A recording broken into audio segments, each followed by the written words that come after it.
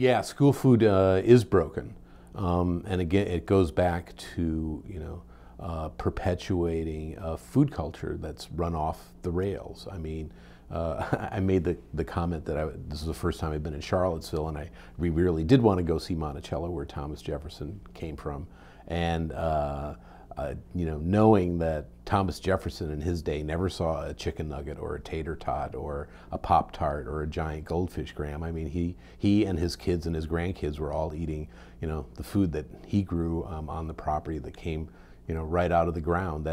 When did we stop doing that? We've got a food industry that's spent well over 100 years trying to convince us that eating real food and cooking it ourselves is too much of a bother, drudgery, and that we, even before health and everything else, we should be voting for convenience. And that's, this is a mindset that has to change, and school food is, part of that.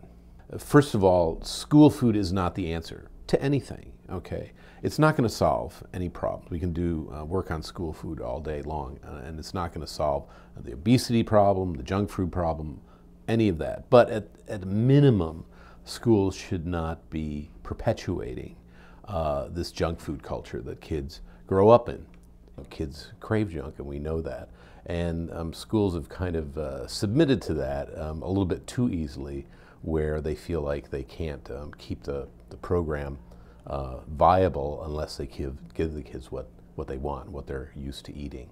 So there's a lot of resistance there to changing the food to something that maybe the kids won't like so much, because then they won't buy it, and then the schools won't have the money they need to keep the program running. What I found in my daughter's school in the District of Columbia was food they called fresh cooked, and what that meant was frozen processed foods of all different kinds that were simply 5 minutes in a steamer or a convection oven that was put out to serve, and that was all the famous chicken nuggets and tater tots and all that stuff. But the breakfast was even worse, because what they were getting there was Applejack cereal and strawberry milk with the same sugar equivalent as Mountain Dew, and Pop-Tarts and giant goldfish grams, all of these branded sugary treats, so that the kids were eating the equivalent, in some cases, 15, 16 teaspoons worth of sugar before classes even started. And these were,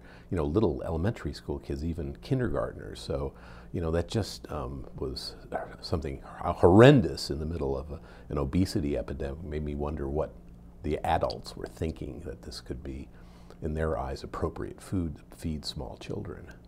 And so 2 days a week, I'm at Georgetown Day School in the afternoon, teaching something I call cooking appreciation, or food appreciation. Because it's not just about cooking. I try to, talk to them about sustainability issues, like why we eat this fish and not that fish, local vegetables versus products that come from, halfway around the world, what high fructose corn syrup is, and, what processed foods are versus making foods with raw ingredients and so forth. We made fried calamari, which is squid, and I bought squid at Whole Foods that had already been cleaned and whatnot, so they didn't have to take the guts out and do all that stuff.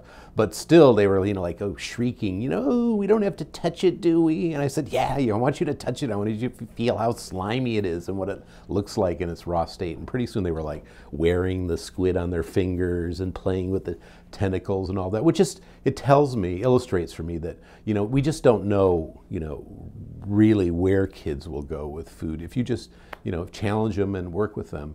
And where I've seen the kids actually get much more excited about the food and even eating, vegetables and other things is at a salad bar.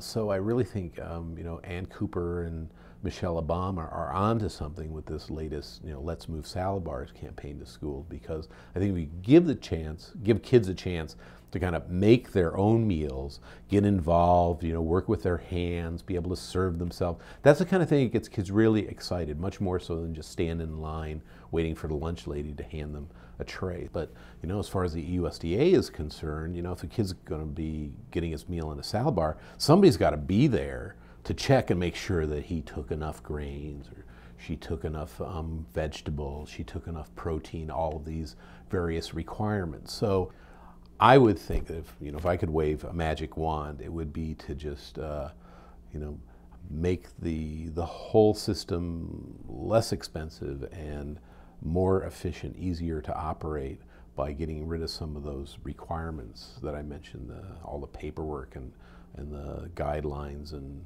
accountability requirements. That would just, I think would be a liberating experience for everybody.